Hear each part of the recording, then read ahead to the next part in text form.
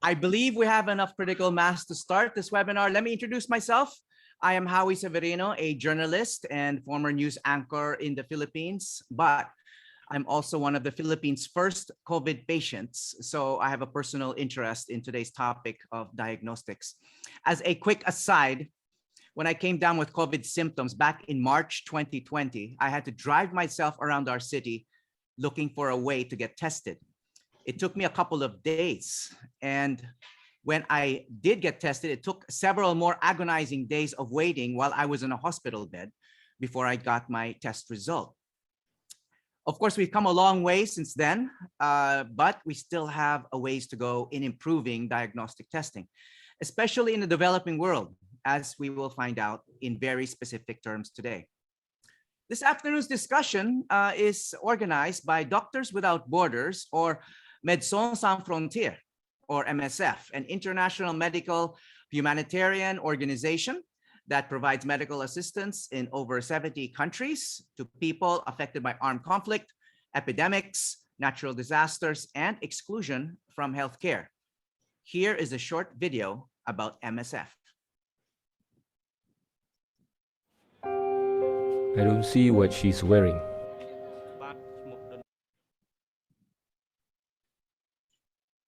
How he earns money, What phone he has. I don't see who she prays to. that she's a threat. Which border they cross.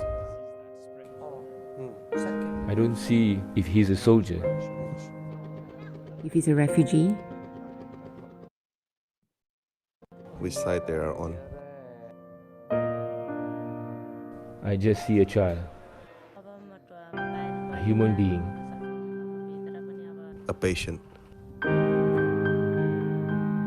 Doctors Without Borders. Independent, neutral, Impartial.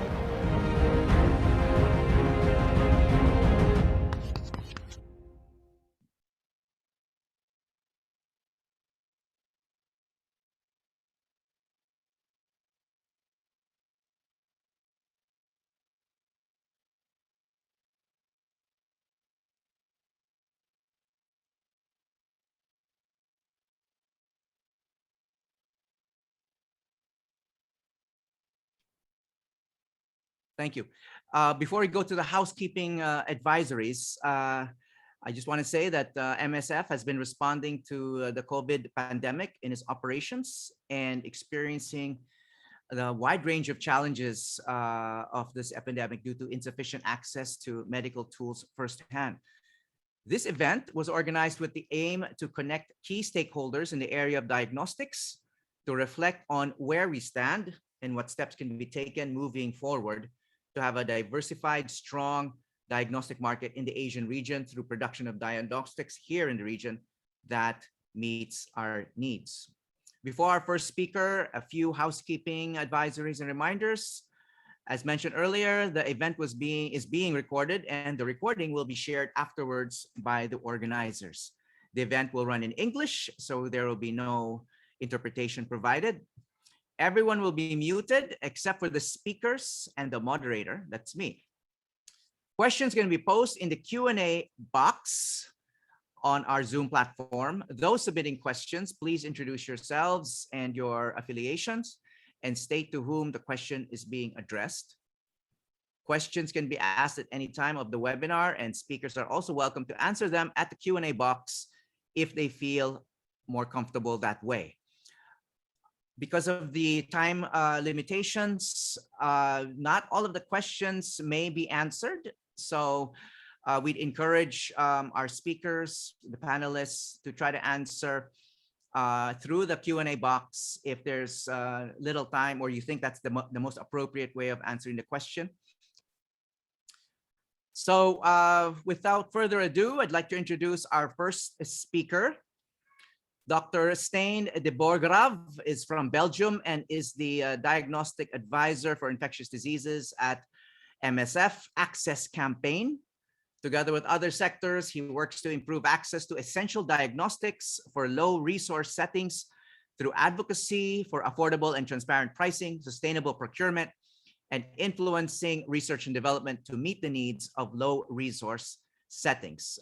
Dr. de Borgrav, you have the floor. Thank you very much, Howie, and welcome everyone also from my side to this exciting and also very important webinar, I believe, on local diagnostics, local production of diagnostics to meet the local health needs. So next slide, please.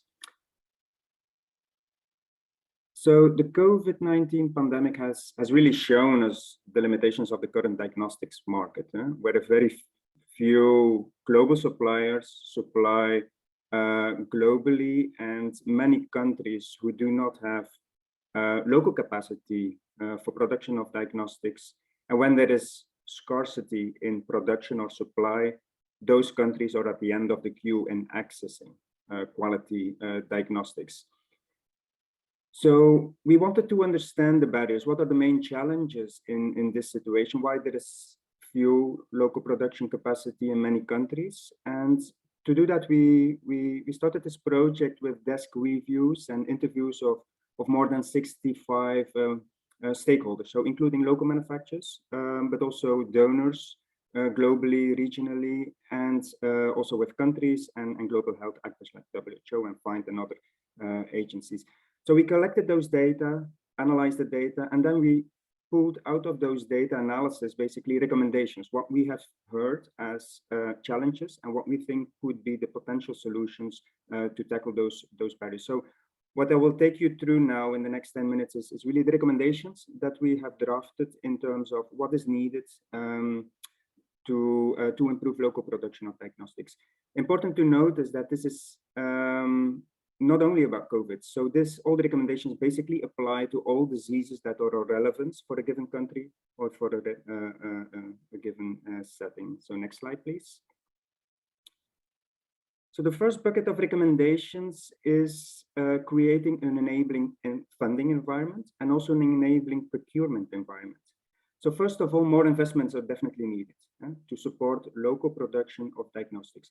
I think important to note here is that the funding should not only be really on only local manufacturing, but also much more upstream, like also investments are needed in local innovation, local R&D at university, but also at startup companies, which can then be translated in local manufacture activities.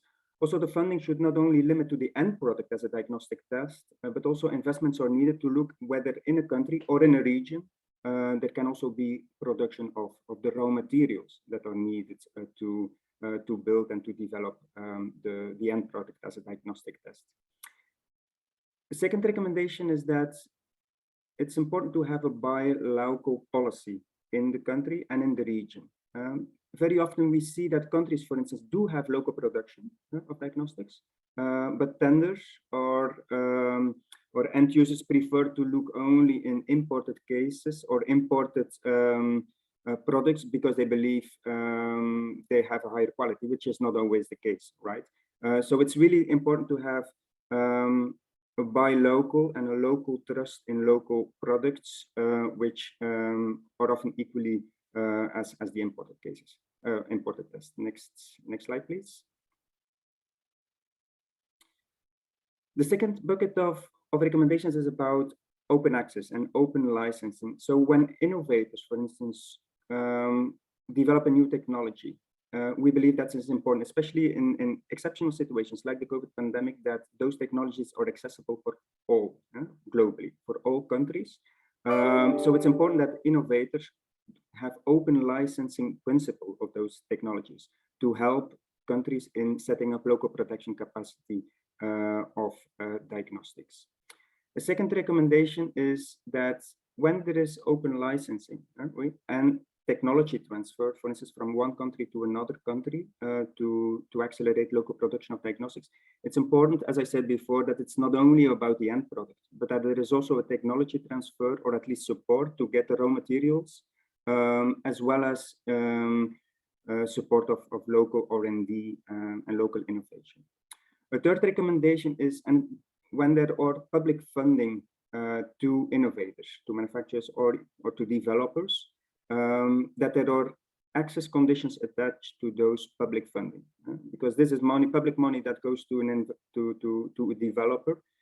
So it should be the case that there is a return to the public through access principles and also open science principles, so that all countries do have access to publicly funded innovations. Next slide, please. Third bucket of recommendations is about ensuring that local production meets the local health needs. So when countries do start up local production of diagnostics or local manufacturers or starting up, it's important to look really into the local context to identify those tests that are really needed in the country or in the region. On the upper right picture, you see the IT-LAGE test. And I think this is a good example of what we mean here. So the IT-LAGE test is a rapid test, as you can see on the picture, for visceral leishmaniasis, so Kala-Azar. So Kala-Azar is endemic in sub-Indian continent and also in East Africa mainly. In the Indian subcontinent, we have several options in terms of testing for Kala-Azar. However, in the East African region, the IT-LAGE test has the highest sensitivity. So we really have only that option basically to do a good diagnosis of Kala-Azar. Now, Bio-Rad, which is a US-based company which makes these tests, they decided to stop the production next year. So this will have a devastating impact, of course, on the VL, on the Kala-Azar programs in the region. So this is an example of a US-based company making a low volume, because the volumes in terms of IT-LAGE that they sell are low, of course, because of the limited number of countries that procure. So probably this is one of the main reasons why they stop. And this is an example, I believe, of a test for a disease which is only endemic in few countries that are better produced in the region and not by a US-based company who can stop the production. This is a low volume test. Also, local manufacturers should look into higher volume tests, of course, also for in terms of sustainability, but also there it's important to look into the local context and really go for diseases, for instance, like malaria, chikungunya, dengue, TB, which are really endemic in certain regions instead of the global disease space. A second recommendation here is that governments and funders, investors, should consider non-profit and public manufacturers models. This is because if we want to meet the local health needs, right, it's important that this is seen as a priority. And we believe that profit-driven business models are not the best concept to meet local health needs, where you often have the low volumes or the limited markets. So it's important that when we invest, that it's important to look into opportunities to support also non-profit models, business models, and public manufacturers, because these are probably better models to meet the local health needs. And then next slide, please. And then the final bucket of recommendations is about regulatory mechanisms, regulatory processes, which are really key, which tells you, okay, this is a qualitative test that you can use and has sufficient sensitivity and specificity, and that you can use with trust. So many countries do not have a strong national regulatory body. So it's important that when we make investments, that we also consider strengthening national regulatory authorities to improve their functioning, that they can really assess the diagnostics tests that are locally produced in a stringent way. It's also important that we have regional harmonization, for instance, in Asia, that we really have like a central body who can support countries in strengthening their national regulatory authorities, but also make sure that there is a harmonization between countries and that there is also, of course, support. Then the last recommendation is that in terms of these regulatory processes and mechanisms, that experienced manufacturers in Europe, in the States, but also in Asia, for instance, we have strong leading countries, strong leading diagnostics manufacturers in South Korea and China and India, who are really leading and know very well the stringent regulatory authority processes. So it's important that they take their role as an example, right, for the region, and that they can support local manufacturers, which often struggle through the process of regulatory processes, and especially when they go to the global and stringent regulatory authorization like FDA and WHO pre-qualification. So it's important that there is a support from experienced manufacturers in the region, but also globally for startup local companies. Next slide, please. So I will stop here. This was just in a nutshell our recommendations. We have published a full brief on this with all the background you need to understand the recommendations, although the whole methodology and more explanation, more language around the recommendations that I briefly touched today. So on the bottom of the slide, you see the link that you can access. I'm happy to post it also in the chat to access. So whenever there are questions on the brief or on the presentation or any follow-up next steps that you want to discuss with MSF, feel free to reach out either to me or to Sinhi. So Sinhi is the local focal point in the region, also for this brief on the diagnostics work. So feel free to reach out to Sinhi or to myself in case there are any questions. And lastly, I really want to thank Sinhi and also the team at MSF Hong Kong with Polly and her team for all the great work behind the scenes to set up this webinar. And I also want to thank Terry Roberts, who did the consulting project for the data analysis and the data collection for this brief. So also many thanks to Terry Roberts for the work in drafting the brief and the analysis. So I will stop here. Thank you, Howie, and thanks everyone for joining. I'm much looking forward to the discussion later. Yes, thank you, Dr. Stijn de Borgraaf of MSF. Thank you for that concise and clear presentation.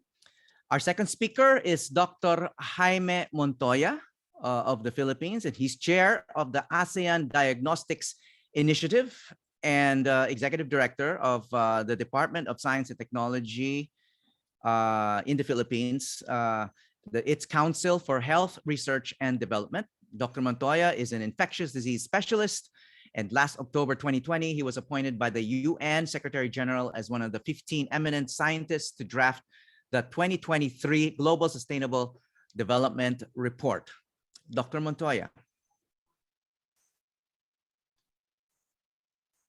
To Dr. Stijn de Borgraaf, Diagnostics Advisor of MSF Access Campaign, Dr. Eduardo Banson, Principal Health Specialist at the Asian Development Bank, Dr. Berlin Tran of the University of Economics in Ho Chi Minh City, Dr. Raul Destura, Founder and CEO of Manila Health Tech, Dr. Ricardo Jose Guerrero, Research Fellow at the Ateneo de Manila University, and Mr. Howie Severino, Vice President of GMA News. To our dear participants, ladies and gentlemen, a pleasant day to all of you. Thank you for the opportunity to share with you about the ASEAN Diagnostics Development Initiative. As a brief background, the ASEAN DX Initiative is a program co-chaired by the ASEAN Network for Drugs, Diagnostics, Vaccines, and Traditional Medicines Innovation, or ASEAN NDI, based in the Philippines, and the Diagnostics Development Hub, or DXD, based in Singapore. The ASEAN NDI was established in 2009 as a health R&D innovation network under the ASEAN COSTI Subcommittee on Biotechnology that would promote the discovery and development of health technologies to address health problems and propel the health industry in ASEAN member states. On the other hand, the Diagnostics Development Hub, or DXD Hub, is Singapore's national diagnostics platform managed by the Agency for Science, Technology and Research, or A*STAR. DXD Hub was established in 2014 to accelerate the product development of diagnostic solutions. This initiative aims to leverage complementary strengths of ASEAN NDI and Singapore's Diagnostics Development Hub's productization capabilities to co-develop diagnostic products that address unmet clinical needs of ASEAN member states in the areas of infectious diseases, oncology, cardiology, ophthalmology, metabolic diseases, among others. Primarily, The initiative will commercialize and make available locally developed diagnostic products in ASEAN member states. It will also support capabilities in member states, focus on bridging the translational gap to develop diagnostic solutions for implementation, and improve human health and grow healthcare industry in ASEAN. Shown in this slide is the framework on the ASEAN DX initiative. The initiative will develop ready-to-register diagnostics products via the ASEAN ecosystem through public-private partnerships and by engaging all the relevant stakeholders. The diagnostic intellectual property shall originate from within ASEAN, and the Centers for Productization on Diagnostics in ASEAN could be leveraged by connecting them as allied modes of the ASEAN DX Development Initiative Network. ASEAN member states are committed to co-fund and support capability building in terms of manpower, samples, consumables, and cash, among others, as well as private commercialization partner support. The background IP stays with the owner of the background IP, and commercialization upside will be shared among contributing parties. This is being co-led by the Philippine ASEAN NDI and the Singapore's DXD Hub.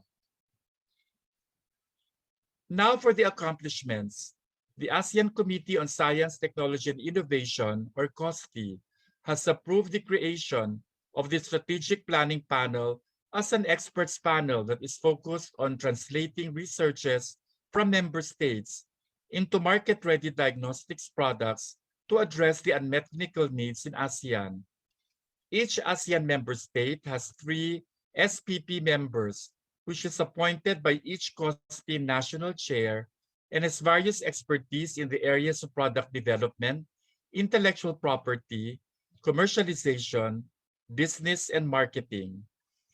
A successful first call for proposal in 2019 received 22 proposals on dengue, TB, malaria, hepatitis B, and other areas in diagnostics.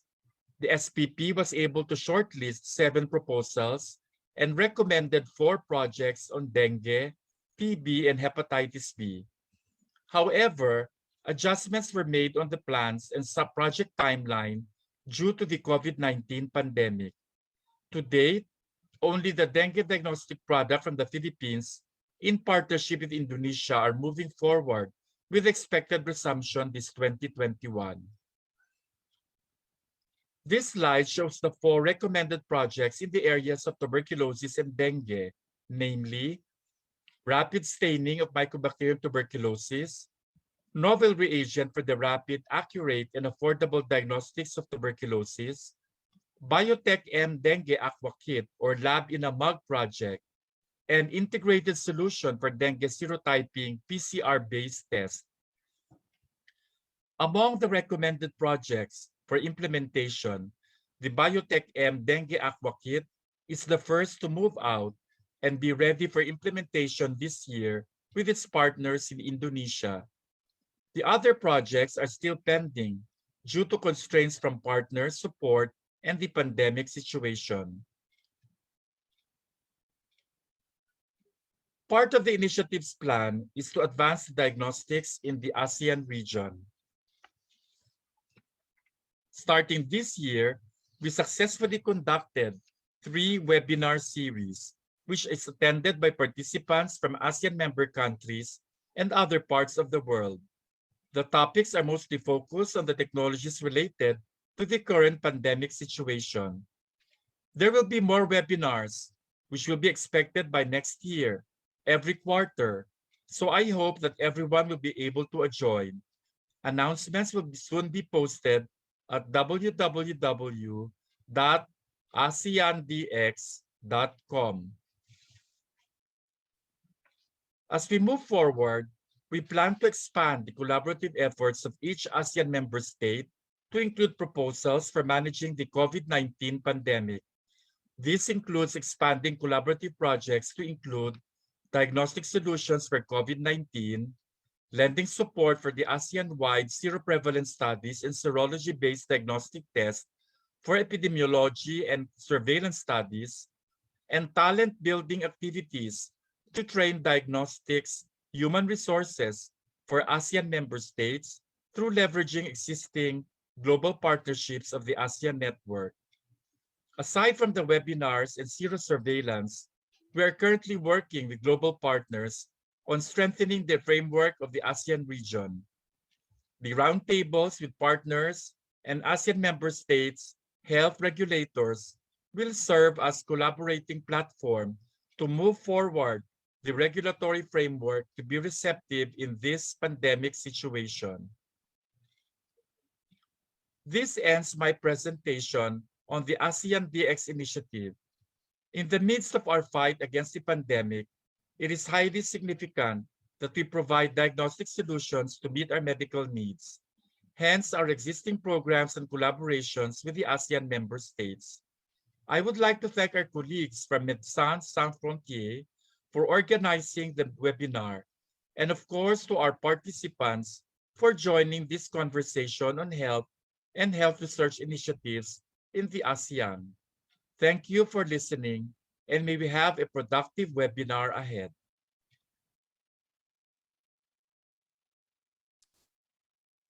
Thank you so much, Dr. Montoya, for another clear presentation. The next speaker is Dr. Ricardo Jose Guerrero,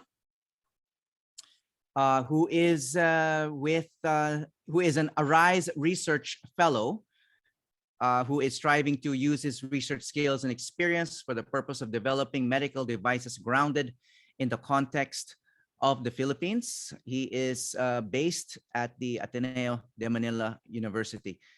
Dr. Guerrero, please. Hi, good afternoon. Thank you for the introduction, Howie. So like Howie said, I'm a research fellow based here in the Philippines, and I am the head of the engineering initiatives, so the Biomedical Research Group, a fairly new research group that was established around a year and a half ago at the beginning of the COVID pandemic to try and address the issues that we were facing at the beginning. And I'm very happy I'm here to help contribute to the conversation about the challenges of local development of diagnostics. Next slide, please.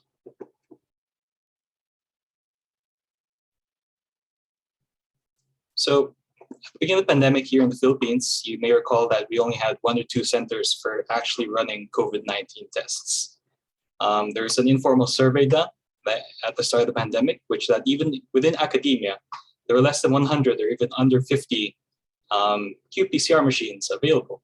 And not all of them were compatible with the tests that were, if there were any available at the time.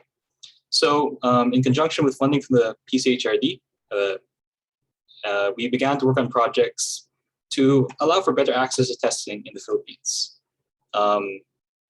Right now, we're a year and a half into the projects, very near the end.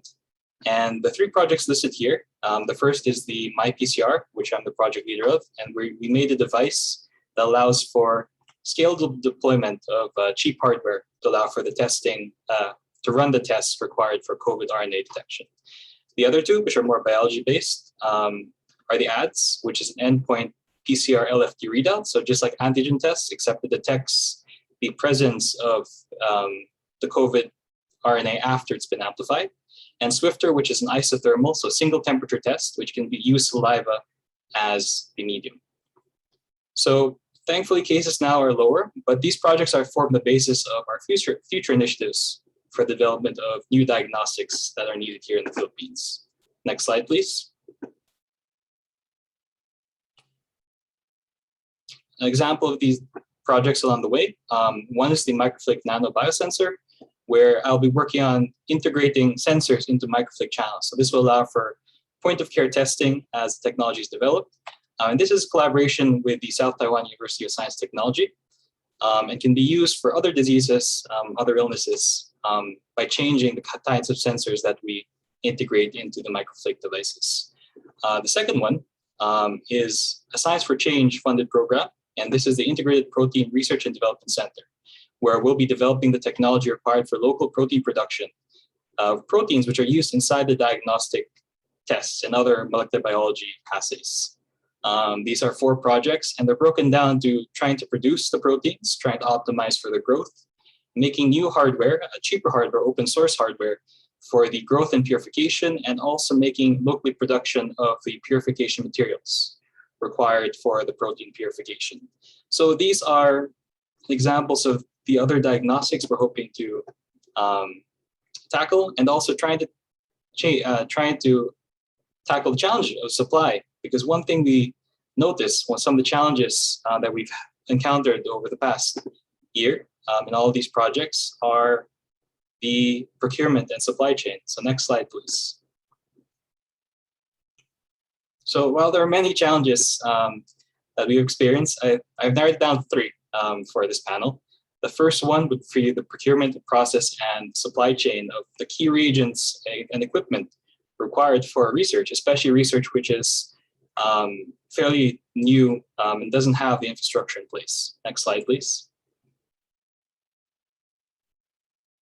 So as an example of what I encountered personally, my team and I, is we were making our microfluidic devices. We started in May of 2020. And by December 2020, we realized our initial plan wasn't going to work out because none of the items we were looking for were available in the world anymore because of the supply chain issues. So we had to contact a different supplier for a different material in December 2020. It took 2 months to get quote and final payment through because we had to deal with the procurement bureaucracy and the paperwork. It took another 2 months to end up in customs, took a month to clear and deliver to the Ateneo, to the university.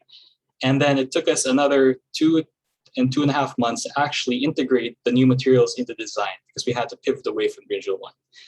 Another example is of another material which we're trying to use for the production of our microfluidic devices, which we started contacting the supplier basically a year ago. And until now, we still haven't received this just because it's not something that is readily available in the Philippines. And this is a case for many, many research items here. Procurement is very arduous, both for high and low value orders. Researchers are typically in charge of figuring out the customs process for all of these because nothing here is, there's no lane for research. It's all process of the same thing, which makes things a bit difficult. So even basic lab consumables can take 2 to 3 weeks, and equipment, especially goods, can be anything from 1 to 6 months. One of our key pieces of equipment took basically 7 months for us to get since the start of the project, another 2 months because the original piece of equipment was actually non-functional, but we were able to fix that. And there are no local suppliers, again, of these. If there were, then we could probably pivot faster. We could do research faster. And if we need more of it and any sort of support, it would be available. This is something that was exacerbated by the pandemic, but it had always been there even before. So next slide, please. So the second one are what we've encountered in terms of trying to deal or try to contend with the medical device regulations that currently exist in the Philippines. Next slide, please. So what I put here is that the regulatory map is not the territory. As we know, and thankfully Dr. Montoya brought this up initially, is that there's the ASEAN Medical Device Directive, which seeks to harmonize the medical device regulations throughout the ASEAN. And recently, thankfully in the Philippines, this was adopted for medical devices. So this is by the FDA Administrative Order 2018-002. But one interesting thing is that medical devices are not in vitro diagnostics, and most of COVID tests and machines for point of care are in vitro diagnostics. So even though the first half has been achieved, the second half, which is the in vitro, there are no implementing rules and regulations in the Philippines for the ASEAN MDD for IVDs.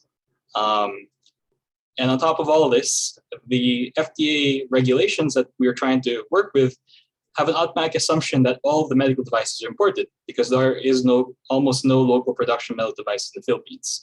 So there are many regulatory questions and there's no clear pathway for how a device which is developed inside our universities by our scientists can get to market. Next slide, please. And the last thing I'd like to bring up is the intellectual property and interest of stakeholders into how useful science and research is. Next slide, please. So there's a question of the projects that we do, and most projects actually in LMICs is, has it all been done before? If you search for microflake PCR, which is the engineering project presented earlier, there are 85,000 results on Google Scholar. If you search for COVID point of care, there are 2.3 million results, which have all been generated in the last year alone.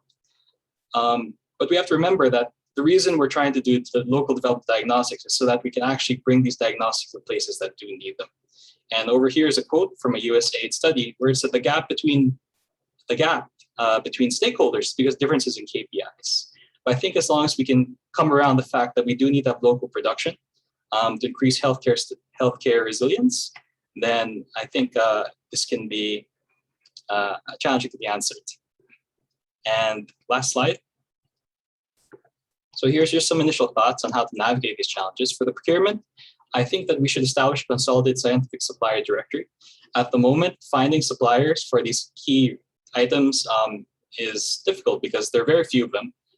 There isn't a directory which we can contact, and even getting bids for items, especially for equipment which is not used locally, sometimes there are no bids. So you have to find other ways to get these things. For medical device regulations, I think there needs to be a closer coordination between diagnostic research funders, so like the DOST and the FDA, to figure out what's the nominal pathway to market. Like how do we actually use the research which is funded by taxpayer money to benefit the taxpayers by bringing our devices and technology to the healthcare system. This would entail the need for easier access to regulatory and certification expertise. Because academic researchers are not regulatory experts, nor are they necessarily entrepreneurial, or are they good at supply chain logistics. The last one, of course, is the alignment of stakeholders by intellectual property and interest. We need to have a way of balancing novelty, impact, and commercial potential of the research that's occurring. There needs to be clear policies on the collaboration between academic institutions and other academic institutions locally and regionally within the ASEAN, and also clear policies for how industry and academia can work together to generate value. And that's, thank you. I think I've covered those 3 points, and I'm very happy to discuss this later on the panel.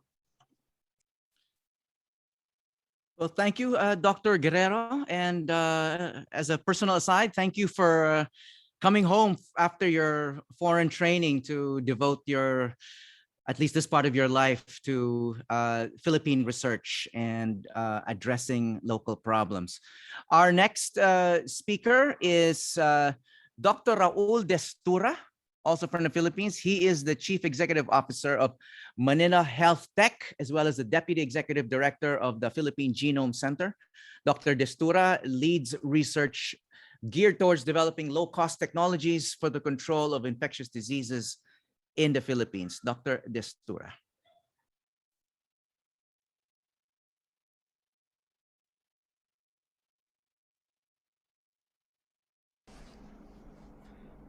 In December of 2019, a novel virus first identified in Wuhan, China, is spread like wildfire around the globe.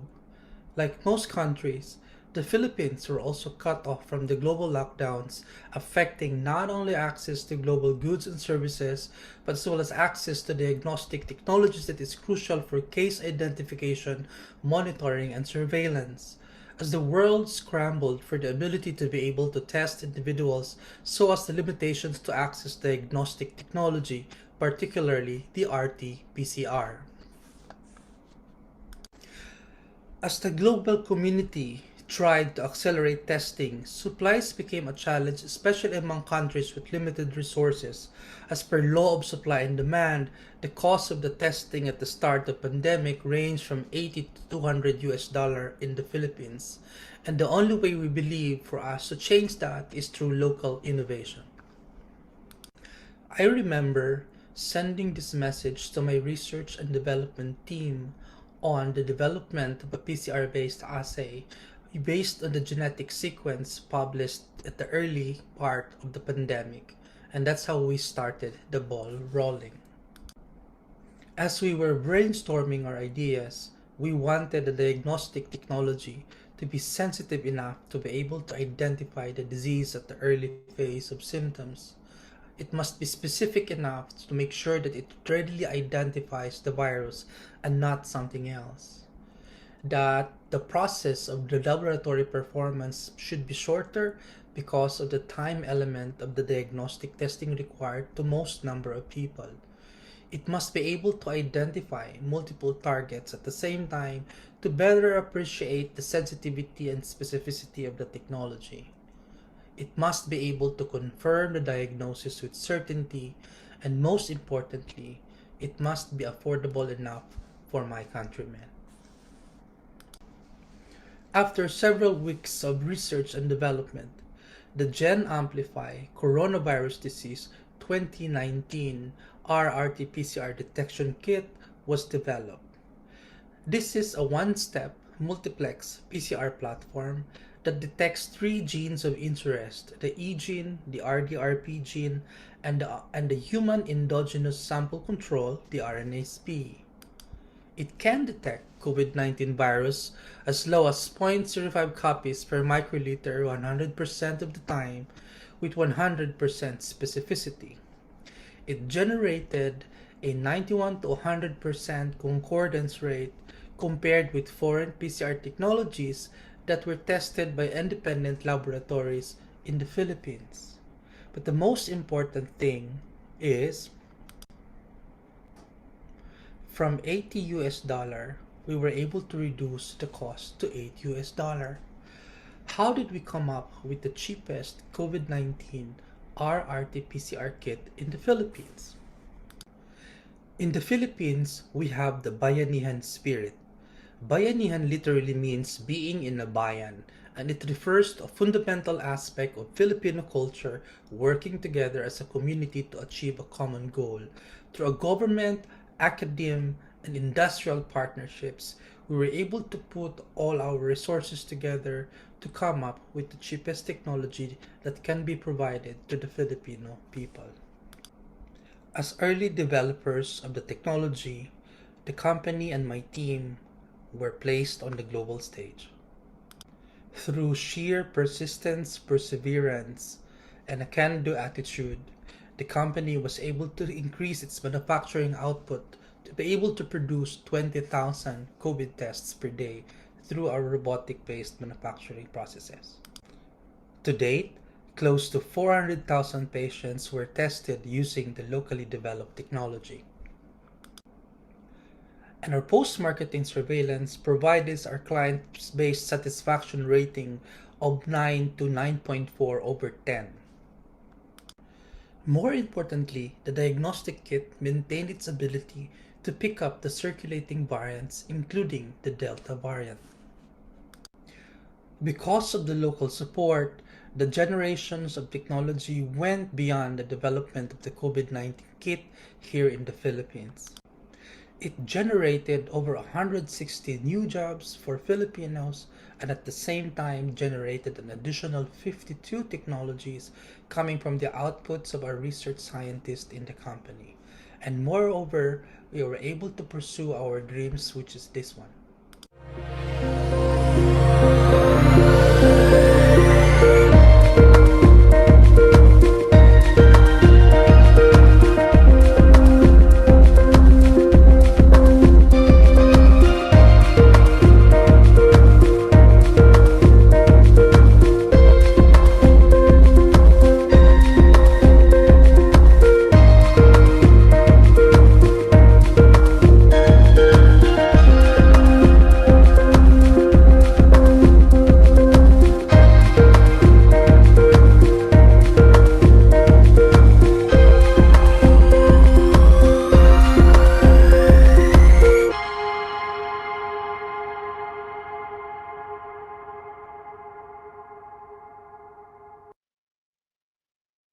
Thank you very much for your attention.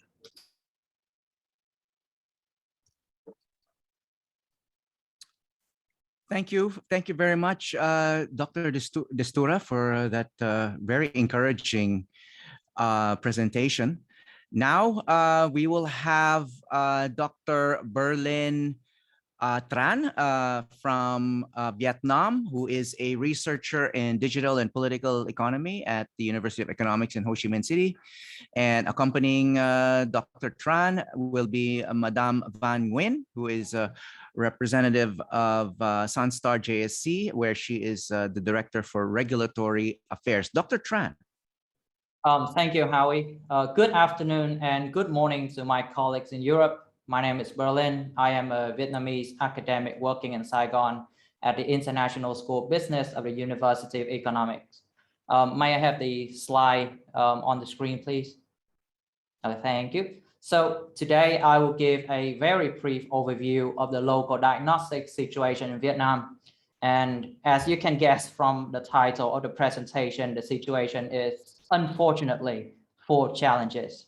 Last but not least, it has been interesting to hear your stories and good to know that the situation is very positive with Manila Health Tech. Next slide, please. So my presentation starts with a bit of contextual information of the pandemic here in Vietnam and our government's approach to diagnosis. Then I will talk about the development and commercialization of local diagnostics in 2020 and 2021, slight but significant difference. Finally, I would like to introduce a special guest who is a local producer. This company has managed to produce both PCR and LAMP tests, but then struggled with commercialization. You will hear the story later. Next slide, please.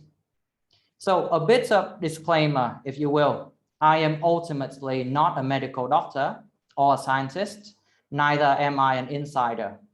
And I have incomplete access to policy decision and sales data, so I cannot claim anything I will say to be the whole truth, but I will do my best to contribute to the discussion. Now, with that said, let's begin. Next slide, please. So what you're seeing on the screen right now is the timeline of COVID in Vietnam. And you can see that we have undergone 4 waves, which I have color-coded to make it easy to see. Thanks to strict public health measures, we were very successful in the first 3 waves, very low infection, very few deaths, and our success story has been covered by international media. But the 4th wave, well, a lot happened, but the numbers should speak for themselves. Now, if you notice on the slide, it was not until the 4th wave that diagnosis was finally decentralized and widely commercial, but we will come back to this. And one more thing, so right in the first wave, there were individual scientists taking the initiative with developing local diagnostics. And then in the second wave, there was one medical company developing a rapid test. But again, we will come back to this. So throughout the waves, how has Vietnam handled diagnosis? Next slide, please. Firstly, diagnosis has always been centrally planned by our government in Hanoi and then cascaded down to local governments. Diagnosis has been the precondition of our strict public health measures like quarantine, lockdown, and freezing businesses. Next slide, please. Now, the diagnosis strategy itself is multifaceted. Most of the testing has been centralized, done by the government or by hospitals, well, mostly public hospitals, and the hospitals must be authorized first by the Ministry of Health. So very strong centralization here. And it was only in wave 4 that decentralized testing was finally allowed, but only with rapid tests, meaning that you can buy rapid tests from drugstores and do it at home. However, the rapid test that you can buy must be approved by the Ministry of Health. So there is still a little bit of centralization in wave 4. Now, alternatively, you can take your own sample and have your local authorities collect it for PCR testing. Next slide, please. Now, because of our elaborate diagnosis strategy and the risky position that Vietnam is in with regards to any disease coming from China, there is a huge demand for local diagnostics. Now, last year, I interviewed a few local scientists, and all of them, with no exception, told me that as early as December 2019, they had already foreseen the demand for local diagnostics before the government announced anything. And when asked how, they said that Vietnam had a big population while sharing a border with China. And early information about the new coronavirus pointed towards its infectiousness. So with that kind of foresight, what did the scientists do? Next slide, please. Well, they got on straight away with R&D. So there were 3 independent teams of Vietnamese scientists developing a laboratory test for the new coronavirus. They were the Institute of Military Medicine, the University of Science and Technology in Hanoi, and the Vietnam Academy of Science and Technology. Now, the first 2 teams of scientists eventually found a production and commercialization partner, which were respectively Việt Á and Sunstar. And we are lucky to have Sunstar here today. Anyway, the commonality among the 3 teams of scientists was that, 1, they started super early as December 2019. And back then, the scientists had to use any scanned genetic data of the virus that they could find. 2, research started at the absolute bottom organizational level. In all cases, R&D was initiated by one single individual using his, well, all of them were male, using his own pocket money and equipment before his institution stepped in. And 3, the scientists did it out of a sense of collectiveness, serving the community, serving the country. Production and commercialization came to them as an afterthought. And even though 2 teams found a production and commercialization partner, in the end, the scientist plus the partner was small, very small, like David, while the challenges of production and commercialization were big, like Goliath. Next slide, please. Now, according to my interviews last year, oh, and by the way, I interviewed not only scientists, but also the producers. So according to my interviews, the Goliath challenges were not just production and commercialization, but right from R&D. Now, on the side of the scientists, they seriously lacked the funding for R&D and clinical trial. One of the aforementioned teams received a grant from the central government, so they were fine. But then the other 2 teams had to rely on personal and institutional money.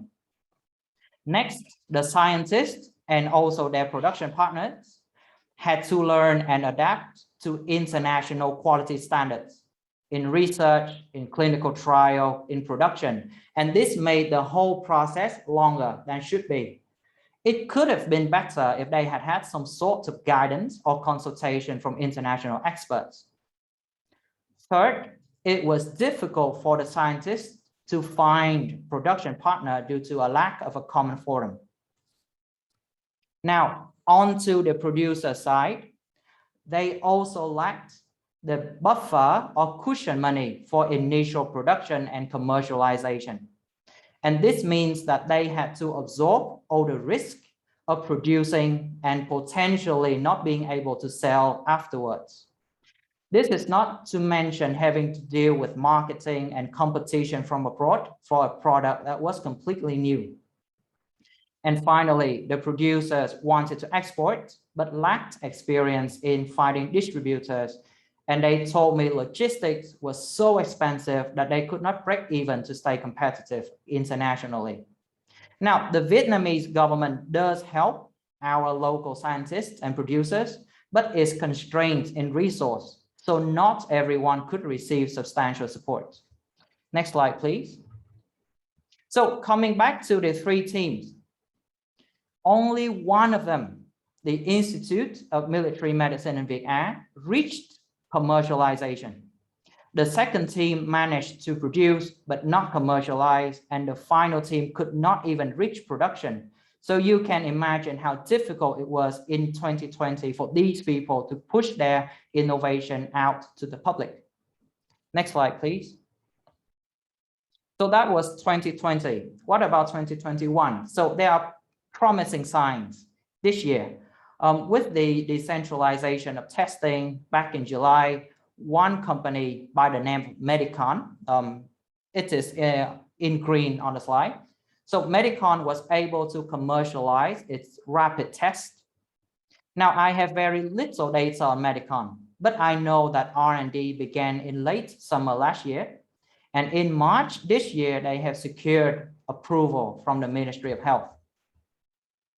It should be noted, however, that if the latest infection wave had not gone as badly as it did, decentralization might not have happened, meaning Medicon might not have successfully commercialized, meaning that commercialization in 2021 would have been very little. Now, also another company by the name of AlphaGo USA. This company is 100% Vietnamese, by the way, nothing to do with America. So AlphaGo received the PCR test design from the Institute of Military Medicine, but it is unknown how far they are into commercialization. Okay, so that was my part. Now I would like to invite a representative from Sunstar, one of the two local producers last year, to share their story. Please welcome Ms. Vân from Sunstar, and then we will be happy to take your questions afterwards. Ms. Vân.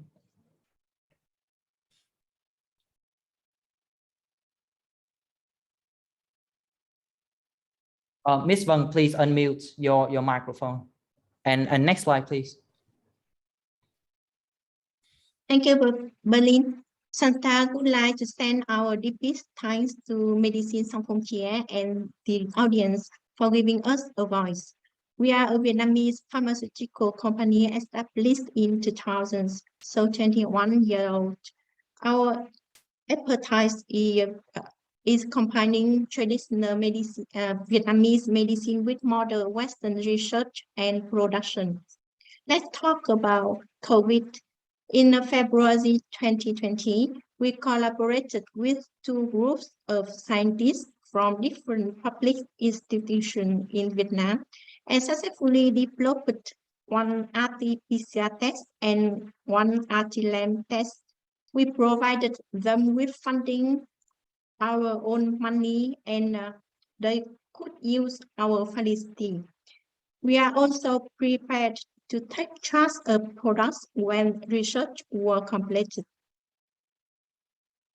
In May 2020, both tests were certified for public use by the Ministry of Health, and we also received the CE in the EU. This year, we have further improved the LAMP test to cut down the testing time. However, we have faced great difficulty in commercialization and export for a number of reasons. And this is where we would like to hear and learn from Medicine Sans Frontières and the audience. Next slide, please. Firstly, we are more scientists than business people, so we lack expertise in marketing and client relationship. Even inside Vietnam, we have been refused by a lot of potential corporate clients. Suffice to say, the reason is not because our two tests were low quantity and expensive. You know, competition can sometimes be driven by factors outside of products and price. Secondly, we are more scientists than doctors, and we are unfamiliar with how to design clinical trials according to the international standards, especially WHO standards. This caused great problems for our export because many countries require WHO certification. Third and finally, Also on a topic of export, we have a little experience in finding distributor abroad and in securing wood logistics and low cost. Problem number 2 and 3 are our top priority to address right now. And we would like to have input from Medicine Sans Frontières and the audience. Next slide, please. There is one more thing we would like to talk about.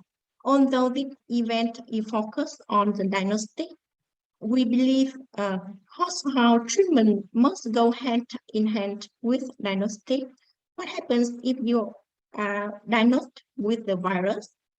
As scientists, we strongly believe you must treat it right away. So far, we have managed to develop a clinical trial, a treatment for COVID based on Vietnamese traditional medicine. The treatment aims to lessen the symptoms enough that patient never have to go to A&E. Across our sample of 734 patients, no one with the treatment has not proceeded further or even sent to A&E. We believe this is a very promising result. We would like to call for your assistance as to how we can take this treatment further and make it accessible to people around the world. Since COVID might not go away soon. Next slide, please. So that's all we would like to say. Thank you.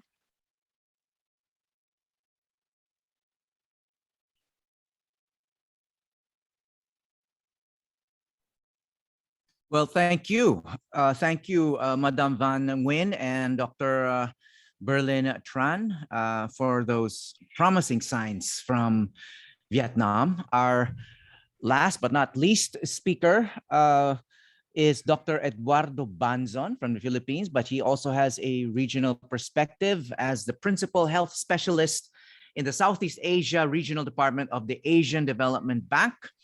He has previously served as the WHO Regional Advisor, the World Bank Senior Health Specialist for East Asia and Pacific Region, and locally in the Philippines as President of the Philippine Health Insurance Corporation. Dr. Banzon. Thank you.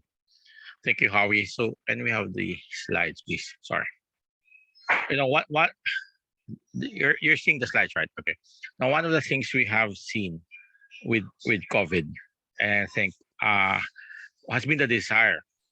Well, in the sense when COVID started coming in, there was sort of how can you describe it? A disruption on how a lot of health goods were actually being moved across the countries. And this is sort of a system that a lot of countries have accepted. Not all countries manufacture medicines, not all countries manufacture diagnostic, not all countries even manufacture PPEs. Okay. And vaccines, or probably vaccines is a different story we'll talk about. And in a sense, what we started seeing is that the disruption was because a lot of those producers, some of the producing countries started to stop selling, for example, some of the PPEs. So when COVID started, we started hearing about this face mask. Some countries not selling the N95 face mask and some of the PPEs as well. Then when the diagnostic kits starts coming in, same problems, right? A lot of developing countries, not just in Asia, all over the world, but of course focus on Asia, started having problems with that. And then we also have the same story with the vaccine. So of course, this has triggered countries that do not produce this to start thinking aloud. And this thinking has actually now progressed to a lot of discussions within countries. Where basically they started saying, look, shall we start doing local production? Now, of course, we know some of the arguments against local production. You know that you'll end up probably paying much more if you produce locally because you don't have the scale. Okay, some say, or probably because, as presented by our friends from Ateneo, the supply chain is so it's not just really manufacturing something overnight. You actually have to have a supply chain, and the supply chain also comes from different countries. So you cannot just build, for example, a whole from raw materials all the way to whatever product you're producing overnight in the country. It's just not there. And I think Raul also knows that because he started some of his problems was that when he started health tech, he also have to bring.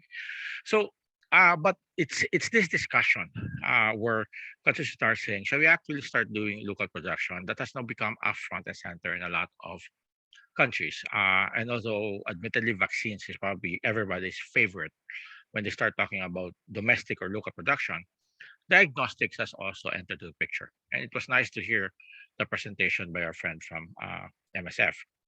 But in order for us to do this, we need to, I think countries need to step back. Okay, this is not just a COVID story. This is not just developing diagnostics for COVID. Probably this is not just developing diagnostics for very specific illnesses, right? TB or malaria, but really try to think, is this something that countries should do, as a policy? Really build up a local market, in a sense, a local manufacturing capacity for diagnostics. And as I get and after MSF got invited me to talk to this, started thinking, what do we understand about the market? We actually understand what the market of diagnostics in Asia Pacific. I saw our friends from MSF actually have done some desk review, but actually I think there's a need for us to actually look well for those working in Asia and in Southeast Asia, which is where I work most now, and specific countries to understand what the market of diagnostics is. And in the Philippines, I don't even think we have that understanding. We have in pharma for the Philippines, and I have seen a lot of, and I have actually done a lot of work on looking into the vaccine market, the drug markets in lots of countries and within the region, but not in diagnostics. So we probably need to do that. Okay, now who will do that? That's something I think the academics in the room, including our friends from Vietnam, should be talking to. Now, and we start talking about diagnostic, we should not just focus on specific diagnostics. We have to do this in systematic manner in a sense.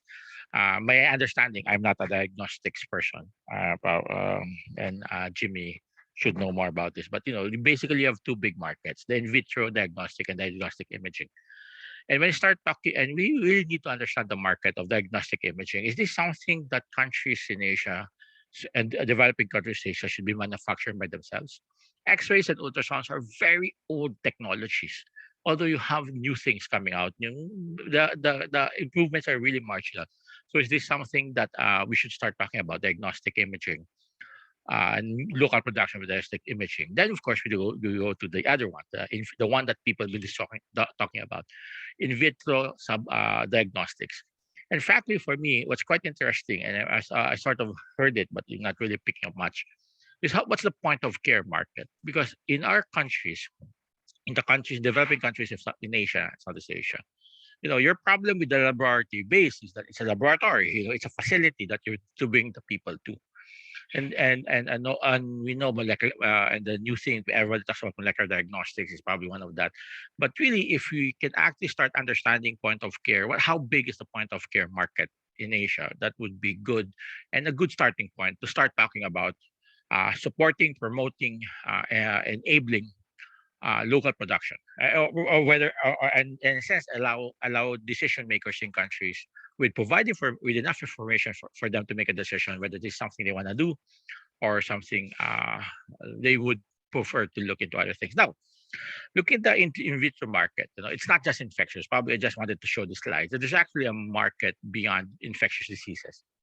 We talk. It's something. The other big markets are hematology, oncology, respiratory diseases, immunology. So is this something that in Asia, is there local production in this, or when we start talking about this, are we just talking about in vitro diagnostics for infectious diseases? And so then I started looking, okay, who are the manufacturer suppliers? Well, the only information I was getting that, like, I'm not seeing any Asian names there. Well, any names from developing countries. Unlike in vaccines, you actually see Biopharma. It's an Indonesian manufacturers, one of the big players. Then you start seeing the Indian vaccine manufacturers, right? And the Vietnamese ones are starting to grow.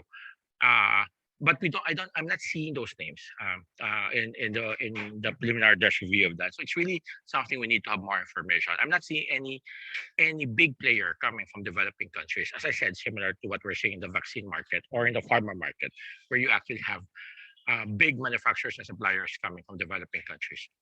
And we need to understand what's the pricing. One of the things we've seen, we know that's happening in the pharma market is differential pricing, where they actually price differently for developing countries and for developed countries.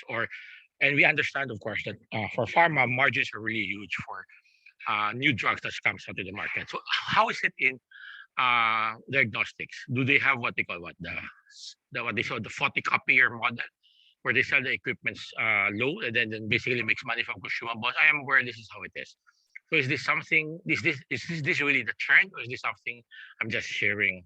Well, empirically, because and this is something I just hear from friends who work in hospitals, from fellow doctors myself. But I don't really have I haven't really read literature or reports that tells me that.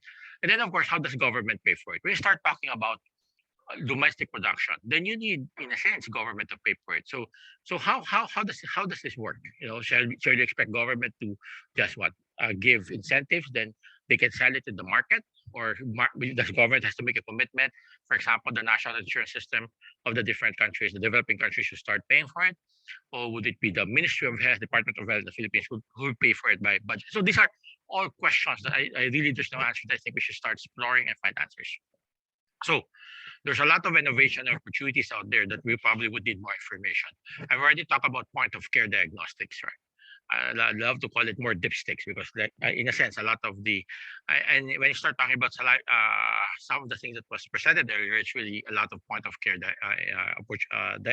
innovations. To what extent are we talking about?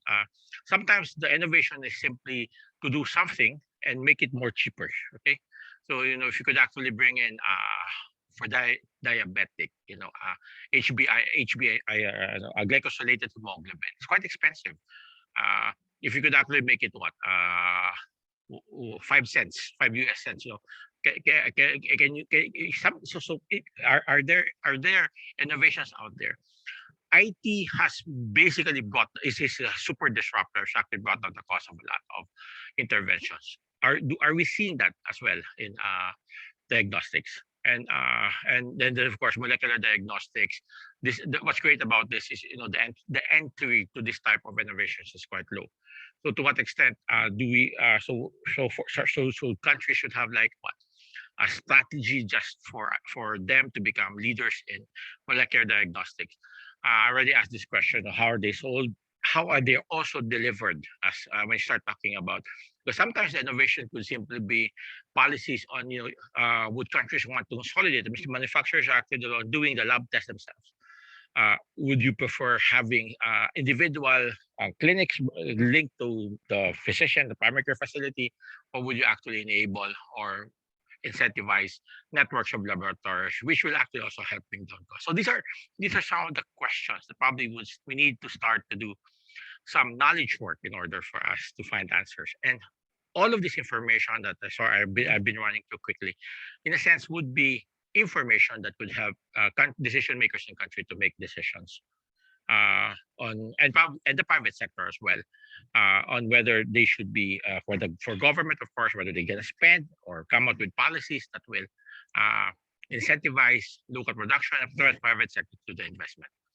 So probably final slides. I work for the Asian Development Bank. I think hopefully you're familiar with that.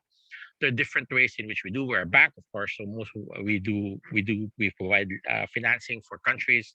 We also provide financing for the private sector, private sector, whom we have determined to have development supports development efforts of countries. We do promote and we do support innovative. We just came out with what we call ADB Ventures to actually support innovative approaches. And we could also help facilitate getting the government and private sector to work together. We also do a lot of regional collaboration, because I think that's a final. Now, I missed something. The knowledge work, I think it's easy to understand. But one of the things we also do is that maybe the decision is not really domestic production, but a decision, for example, among ASEAN countries, which Jimmy was talking about, where basically they say, okay, ASEAN countries would agree that there'll be production of diagnostics to be done in 2 or 3 countries. Of course, with the commitment that when this will always be made available to the rest of the countries. So we are also supporting regional cooperation among countries, and this is another way in which you could do domestic or local production without actually doing it within the country. So I'll stop there, Howie.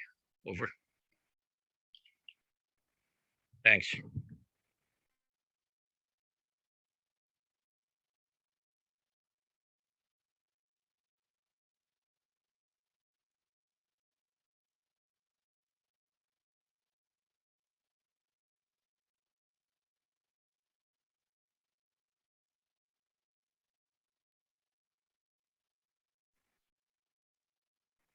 Hello.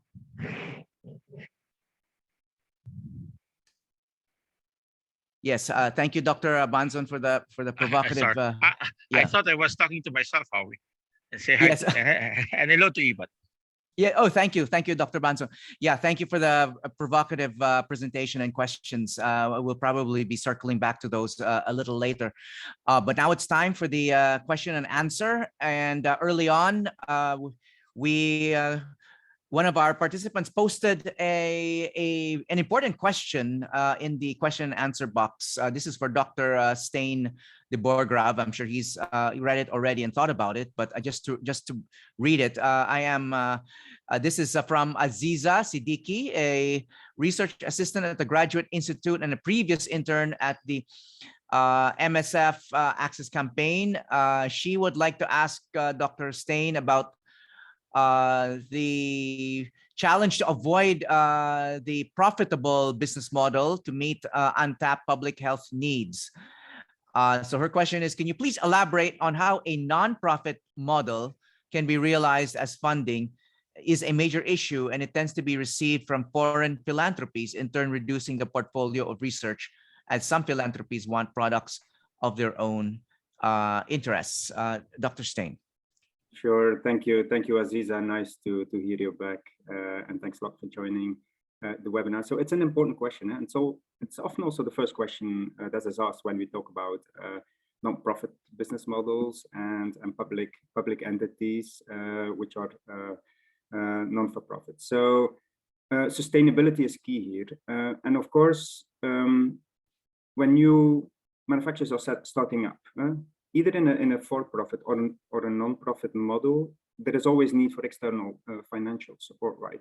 So this is the case for sure for the non-profit business model, but this is equally the case, I think, for for-profit model, where profit is only made, for instance, after a few years when things are rolling. And you're right, these external financial supports, and especially for the non-profit models, are often coming from foreign philanthropic organizations, often in high-income countries. But of course, this type of investments could equally come from regional investors for those non-profit models. And we do have some examples. For instance, in Brazil, you have Fiocruz, Biomaninos, which is already for many years a public entity, not depending on foreign investments, but from the government. And also, one note is that non-profit models, we use it as a concept, but this doesn't mean exactly that you don't make any profit, right? You can make profit, but most important here is what happens with the profit. Yeah?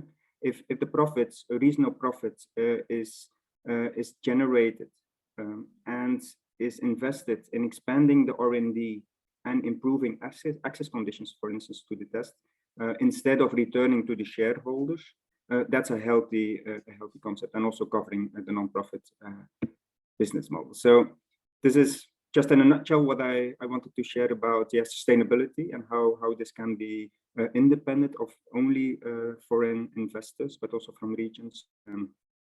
So yeah, if there's any follow-up questions on that, or any adds from the other panelists in terms of whether. Thank you, Dr. Stein. Thank you very much for that concise answer. There's a question here from Elvis Safari of FIND, the Global Alliance for Diagnostics. It's a question for Dr. Jaime Montoya and team. Are there plans for NCD diagnostic production through the ASEAN DX initiative? Dr. Montoya? Yes, definitely there are plans to move to non-communicable diseases. The only reason why we started with communicable diseases or infectious diseases is that was a decision made by the strategic planning panel, representatives coming from the ASEAN member states, to prioritize first on infectious diseases, which at that time were very important. Of course, this was pre-pandemic. So we're talking here of TB, we're talking here of dengue as well. But we hope to also go to non-communicable diseases, as I mentioned, cancer diagnostics, for example, diabetes, cardiovascular disease, which are leading causes of morbidity and mortality in the region. Thank you. Thank you, Dr. Montoya. There is a question here from another participant, Jasmine Romero. I guess this is for any of the panelists, and this is a question that's top of mind for many people. And she asks, with recent developments in diagnostics, have these translated to lowering the prices of RT-PCRs?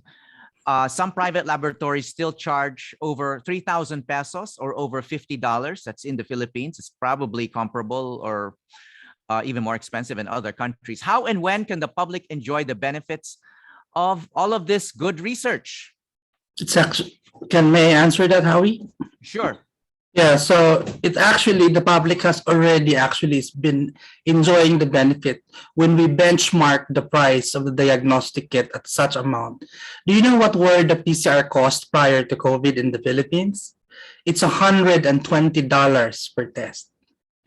So just by benchmarking the diagnostic cost of the local kit, it kind of forced the one entering into the country to match our current costing, further improving the accessibility of the technology overall.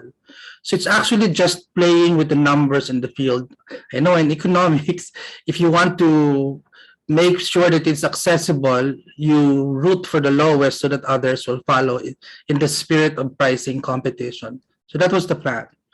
And the good thing about it, with local diagnostics development, the cost of technology was actually reduced because we were able to negotiate with raw materials coming in for a much lower price, especially during the later part when more and more labs were going back to the local technology. And that allowed us to start negotiating raw materials in bulk.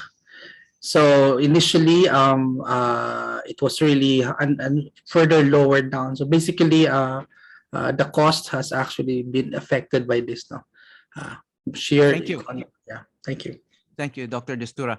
Are there other panelists who wish to address this question of cost? Yeah, just maybe one addition, and it's really great to see from Raul and also from the colleagues in Vietnam, like the accessible pricing structures they have for the tests. But regarding the question on what the end user, right, pays for the test, it's not only like the price per kit, it's also all the markups along the supply chain, like the distributor costs. And if the question was about private labs, and we hear that in many countries, indeed, that prices in private labs are often very high, not because of the price per kit often, but also the markups, right, in the supply chain, and at the end by the private lab. So we should also consider all those other factors, right, in terms of accessible pricing, because it doesn't make sense to have like a reasonable price for a kit if the end price for the end user is like 10 times higher. Just wanted to add to that. Yeah, thank you, Dr. Stein. Yeah, there's a follow-up question, Dr. Destura, from Jasmine, and well, we all heard, the very promising answer to the question, but the reality is, for a lot of people, prices are still very high. And she's asking, is there overcharging of the existing tests? And when can we expect all of the tests to go down? I mean, if there's been some talk of studying the market, I mean, will the why does the market tolerate high prices for tests when there are test technology already that should be bringing the cost of testing down? Well, actually, over the last several months, the prices of the RT-PCR test in the Philippines has been continuously going down. Obviously, from the local technology, we're still the one with the lowest price, and it became our internal discussion that every time we get a leverage in supply chain, we translate it to the price. So every time we go down, everybody follows in terms of the pricing scheme. It used to be very, very high. So but the cost of molecular-based diagnostics is intrinsically really expensive. But if you have enough volume in terms of raw material, that's the only way to go down.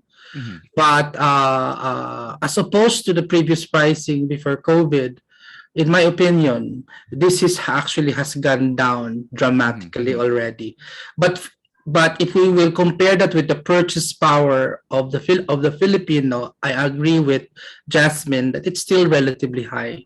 But if you compare them with the historical pricing, the price of competition has actually improved accessibility by the lowering of the pricing, in this case, almost 70 to 80% from its original pricing scheme before COVID.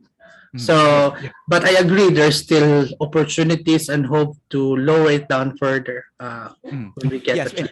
yes, we've actually noticed that within a year there are cheaper options now. No, but I don't want to just focus the discussion on the situation in the Philippines.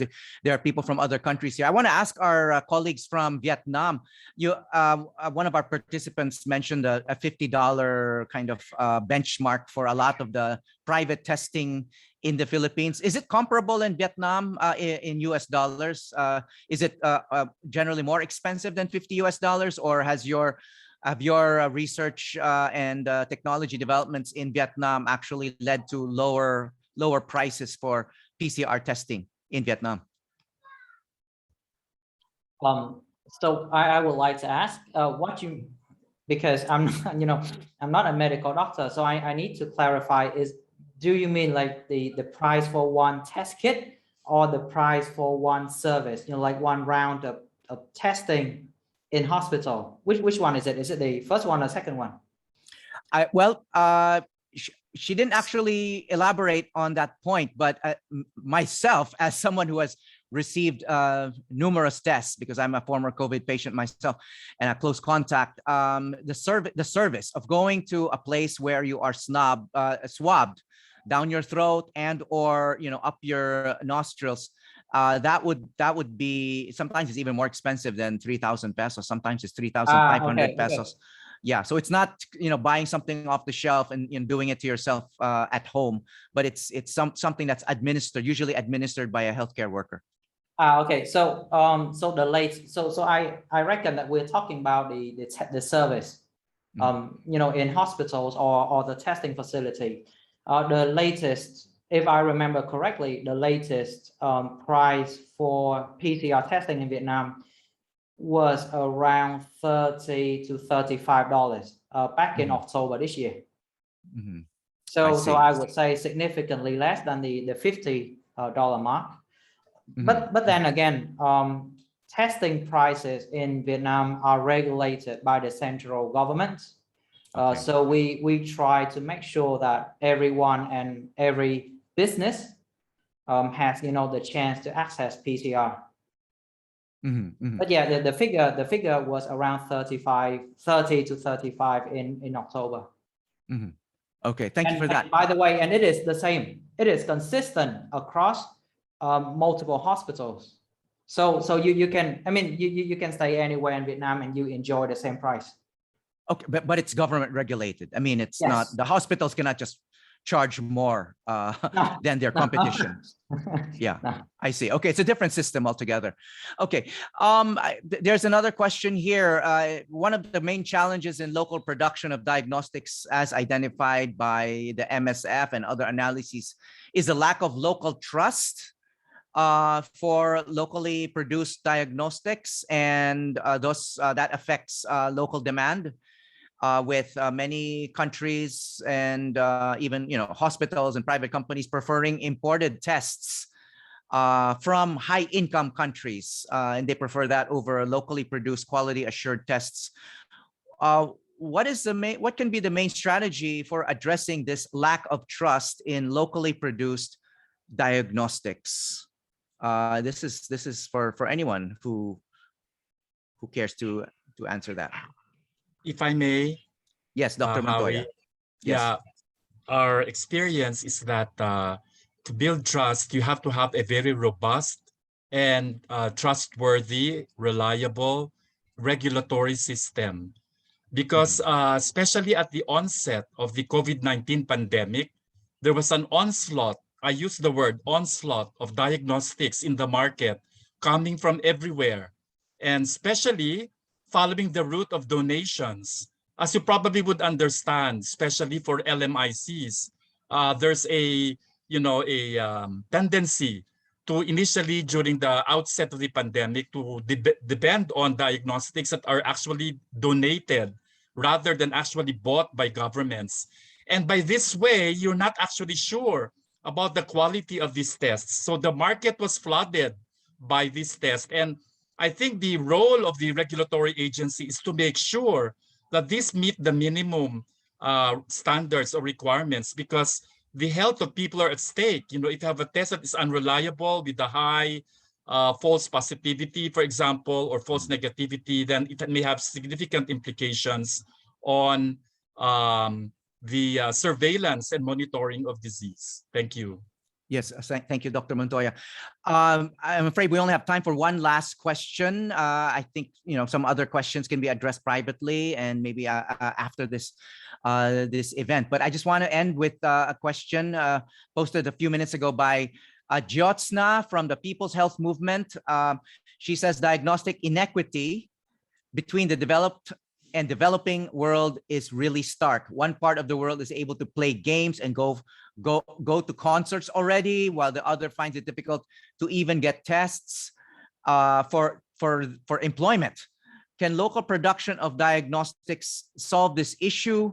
Should the World Health Organization do something about this problem of diagnostic inequity? There's an basic inequity. I think that's one of the basic issues that we've been discussing. And what can international authorities do? I'm happy to start just with one reflection and to free the other panelists to jump in afterwards. So I think this is a very important question about diagnostics inequity, where we see indeed in the north where we can have access easily at the pharma, and also the use cases of how to use diagnostics is often different in the north versus the south, and this is inequity. And there are two aspects. I think it's access to diagnostics, and for sure local production can improve access to quality diagnostics with the regulatory approvals, as Dr. Montoya have mentioned. But there is also the use, right, and the guidance how to use these tests. And there, of course, WHO should play a critical role, and they do have their guidance in terms of use of COVID diagnostics tests.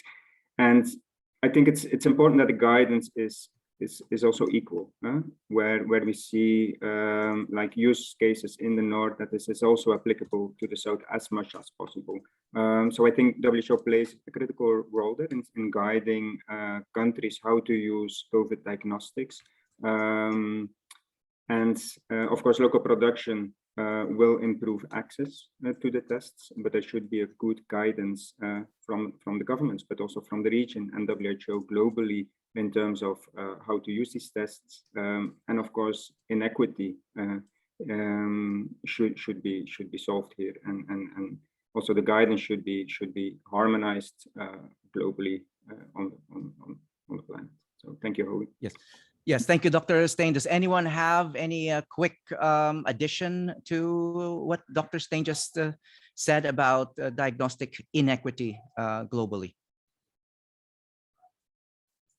Yeah.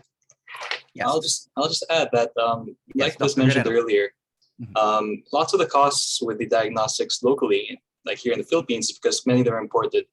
So there are many charges added on to imported test kits.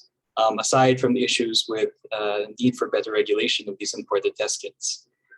Even then, local production of raw materials or semi-finished goods will also reduce the cost of the final end product. Like I mentioned earlier, one of the projects is just funded by the DOST that we'll be pursuing next year is produce the proteins and enzymes which go into the test kits, and that actually makes up a large bulk of the cost of the kits. And these are things which are perishable. So even though you might have manufacturing facilities in Europe or the US, you can't quite ship those all over here for integration into the eventual end product. So just having a better base for the production, not just for the finished goods, but also from the raw materials and the semi-finished, should at least bring down the cost of goods. Now, the final price is a different question, right? So the cost a while ago mentioned, the 3,000 pesos. That's near the maximum mandated price by the Philippine government. They can charge less, but there isn't really too much incentive to do so because most of the testing over here in the Philippines is privately tested. So sometimes the cost savings are not necessarily passed on. But if we do have local production, by multiple suppliers with cheaper access to reagents and raw materials, then I'm sure that we can work to pass on the savings to the patients locally. Thanks. Thank you, Dr. Guerrero, for sharing that important point. This is such a fascinating and urgent subject, so I hope we continue the discussions in other venues because unfortunately we have run out of time for today. I've been tasked with attempting a short summary before we end. First, thank you to all the speakers for sharing your expertise. I myself have learned a lot. The afternoon has been packed with crucial information. You've all given us a wealth of takeaways, but if there's one major takeaway from the discussion, it's that all the sectors involved in developing new solutions for our diagnostic issues must find common ground. We need to value cooperation before competition and commercialization. As Dr. Guerrero aptly described it, the main social forces working on diagnostics may be at cross purposes. Industry prioritizes value creation or profit, science and academia prioritize knowledge creation, and government prioritizes impact. And as Dr. Tran put it, sometimes the challenge to create solutions feels like a clash between David and Goliath. Dr. De Boer-Graave and his organization have called for open access to technologies and support for local regulatory processes to ensure trust and quality local products. But Dr. Destura and Madame Van have shown how it's possible to develop local diagnostics that are affordable through private sector initiatives. Dr. Montoya has highlighted the need for diagnostics for a host of infectious diseases and not just COVID. A silver lining of the COVID pandemic has been to focus attention on diagnostic technologies for a range of diseases. And as mentioned by several speakers, the issues are beyond the challenges of research, but also posed by bureaucratic and regulatory obstacles. Dr. Banzon has reminded us of the critical importance of studying the markets for diagnostics and the innovation needed to finance and support local initiatives. Sometimes at events like this, we are all reminded that before any of us are professionals, we are all Davids and human beings and potential patients who are all affected by the fears and stresses of the pandemic. And thus, we all have a common priority of protecting ourselves and our families. So maybe that's what we need to commit to from now on. Do more of what happened today, which is to listen to each other, share our best insights, and discuss the way forward for what is appearing to be a disease that will be endemic and will be with us for a long time. With more dialogue and cooperation, we shall overcome, and we shall meet again with a lot more optimism about the future. Thank you to MSF for bringing us all together. I know you will help us keep in touch, share information, and make sure that we keep our eyes on the issues that really matter. Thank you all for listening and participating. Have a great day and good luck on all your endeavors. Maraming salamat po. Mabuhay po tayong lahat.